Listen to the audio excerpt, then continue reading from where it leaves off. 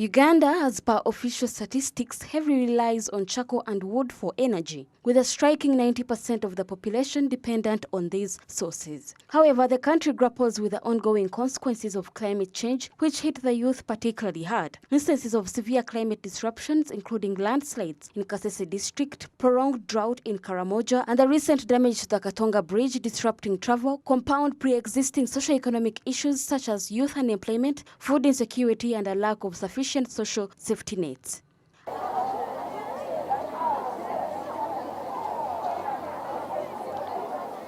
A report from the International Labour Organization regarding skills for green employment in Uganda reveals a lack of comprehensive understanding and effective implementation of green job skills training. While discussing this with students from Mpoma school, we uncovered this. The plastic bottles.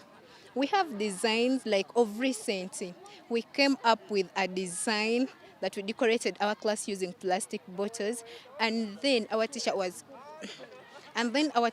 all like, he's going to make those designs and decorations to go and sell them. And it was also like, we are going to like expose our experience to the like those youths out there and the young people out there, so that they can use these materials instead of them polluting the environment, to be used in a positive way, in a way that it will benefit the environment, in a way that we are going to promote more entrepreneurship. Here in this process, we are developing our country, and at the same time, we are solving a problem of relying on the government all the time that we need jobs. Yet this is something that we can do on our own. We can create jobs using the green entrepreneurship.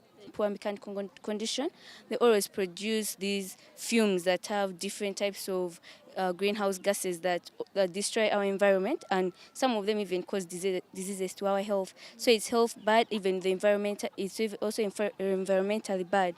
But then usually there are these stuff that they always put in car exhaust pipes. I don't know what they are called specifically, but they always reduce like the kind of filter, the type of the fumes that are released in the environment. I think if the cars that are maybe manufactured, they put those stuff inside the cars to reduce the number of fumes that are there, it can really help.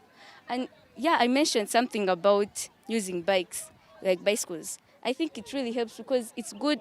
It helps in exercise, even in reduction of fumes in the environment, all those stuff, even carpooling can be, and even electric cars. I think, are they there in Uganda? I'm not so sure, but I think they can also help in reducing gases. Many ways we can do this. Like I previously talked about using paper bags. We can use those to eradicate polythene bags from the environment. We can do very many different things because, as you can see, I wish I had like a pamphlet. They talk about very many different things that the Afro Arabs and us as the youth, since in Uganda it has an ascending population. So if it's an ascending population, most of these people are youth. So if we engage the youth in such stuff, in employing entrepreneurial green skills, we can actually help it be promoted in very many different ways into the country. Employed in a way that no one is going to call you early in the morning and tell you come to work, you are late, or no one is going to put you on this pressure. Like, it is healthy. You're going to get your hands dirty, yes, but then getting your hands dirty just helps you understand, I don't know, the way of life, and you get your hands dirty, but you make that money, and that money feels good knowing that you have done it, you have made it yourself, and you have done it. And when this company of yours, this business of yours develops, you can get funding from the NGOs, which improves on your standards of living. The National Labour Organization also indicates that a shift towards a green economy has a potential to generate as many as 60 million jobs globally. Similarly, research from the Institute of Public Policy highlights that Uganda could create 200,000 jobs in the energy efficiency by 2030. The Afro Arab Youth Council, in collaboration with the administration at Mpoma Girls School, emphasizes the importance of connecting youth to green skills and jobs to foster sustainable economic development. It's the best discussion that we can have today. We are living a moment when the climate is communicating a lot to us. The climate is hurting. Who is hurting the climate? It's us, man. And therefore, this topic is worthwhile, and I think that it has come the best place in the schools.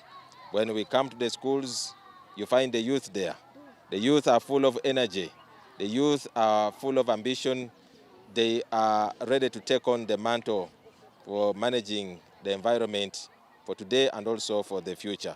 We have to change our mindset. You know, people have not been given enough opportunity to talk about green environment, climate change. So it's upon us now as organizations, as Afro Youth Council has started today, to start with the youth, to innovate them, to emulate them, so that to show them that having such activities, it's not all about money, but it's about having skills. And when you're having skills, we innovate you. And how do we innovate you? By having these clubs, and maybe they can get opportunities to meet other people that have done it and made it in life by creating, by getting money. And especially, I think, activists or environmental activists that are out there, they need to come and give relevant examples that people can connect, the youth. Because for them, they think this can't be worked on.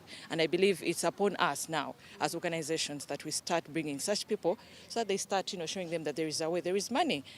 Today's youth have championed a range of impactful methods on a personal level, including recycling waste materials, practicing bricklaying, and mastering a briquette production.